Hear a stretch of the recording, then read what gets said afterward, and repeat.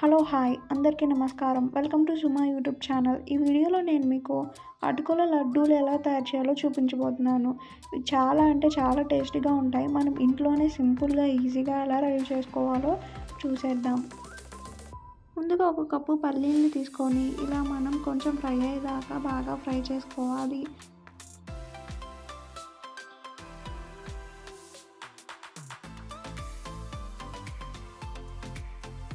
చూడండి, ఇవి ఫ్రై అయిపోయాయి కదా. ఇప్పుడు మనం వీటిని తీసుకొని ఒక ప్లేట్లోకి యాడ్ చేసుకుందాం.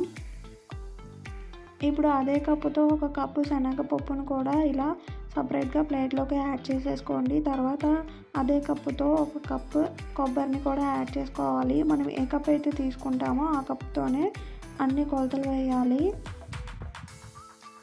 ఇప్పుడు మనం అదే కప్పుతో ఒక 5 కప్పుల అటుకులను కూడా ఫ్రై చేసుకోవాలి. చూడండి, నేనైతే ఫస్ట్ ఒక 2 కప్స్ వేసుకున్నాను. తర్వాత మళ్ళీ ఇంకో 2-3 కప్స్ వేసుకొని ఫ్రై చేసుకుంటాను. దాంట్లోకి కొంచెం నెయ్యిని యాడ్ చేసుకొని కొంచెం రెడ్ కలర్ అంటే గోల్డెన్ బ్రౌన్ కలర్ వచ్చేంత వరకు ఫ్రై చేసుకుంటే సరిపోతుంది. మరి హైలో కాకుండా మరీ లోలో కాకుండా మీడియం ఫ్లేమ్లో పెట్టుకొని ఫ్రై చేసుకోండి.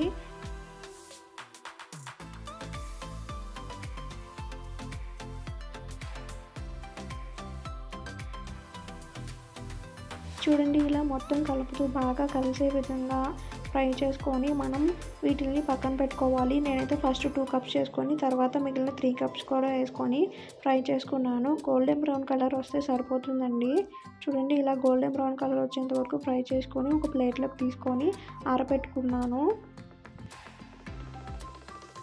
ఇలా ఒక 5 కప్పుల అటుకులకి ఒక 2 కప్పుల బెల్లం, ఇంకా 4-5 యాలక్కాయలు, ఇంకా మనం ముందుగా తీసుకున్న ఎండు కొబ్బరిని ఇలా మిక్సీ పట్టుకొని కొంచెం నెయ్యిని కూడా యాడ్ చేసుకొని ఫ్రై చేసుకోవాలి.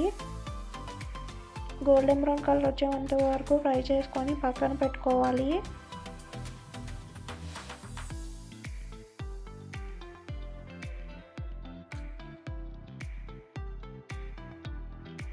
చూడండి, ఇది కొంచెం రెడ్ కలర్లో అంటే గోల్డెన్ బ్రౌన్ కలర్లోకి వచ్చేసింది కదా. ఇప్పుడు మనం దీన్ని ఒక గిన్నెలోకి యాడ్ చేసేసుకుందాం. ఇలా కొబ్బరిని గిన్నెలోకి యాడ్ చేసేసుకున్న తర్వాత మనం ముందుగా తీసుకున్న పల్లీలు ఇంకా శనగపప్పుని మిక్సీ పట్టుకొని దీంట్లోకి యాడ్ చేసేసుకోండి.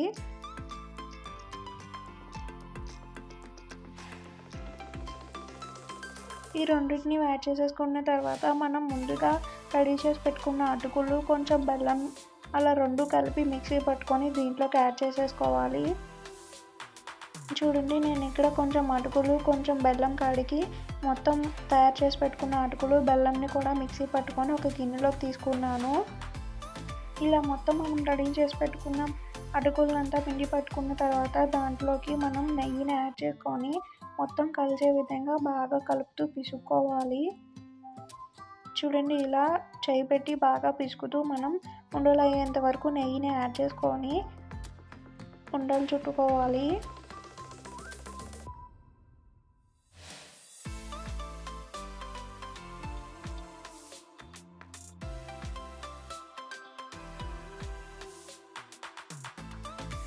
ఇలా మనం కొంచెం నెయ్యిని యాడ్ చేసుకుంటూ మనకి లడ్డూలు అయ్యేంత వరకు మనం నెయ్యిని యాడ్ చేసుకుంటూ లడ్డూల్ని రెడీ చేసుకోవాలి.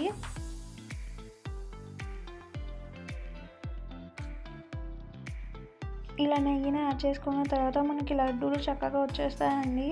చూడండి, ఇలా సింపుల్గా ఈజీగా ఒక 4-5 ఇంగ్రీడియంట్స్తో మనం ఇంట్లోనే వెరైటీగా అటుకుల లడ్డూని రెడీ చేసేసుకోవచ్చు. చాలా టేస్టీగా ఉంటుంది. ఆరోగ్యానికి కూడా చాలా మంచిది. ఒకసారి ట్రై చేసి చూడండి. ఈ వీడియో మీకు నచ్చినట్లయితే లైక్ చేయండి, షేర్ చేయండి, సబ్స్క్రైబ్ చేయండి. Thanks for watching.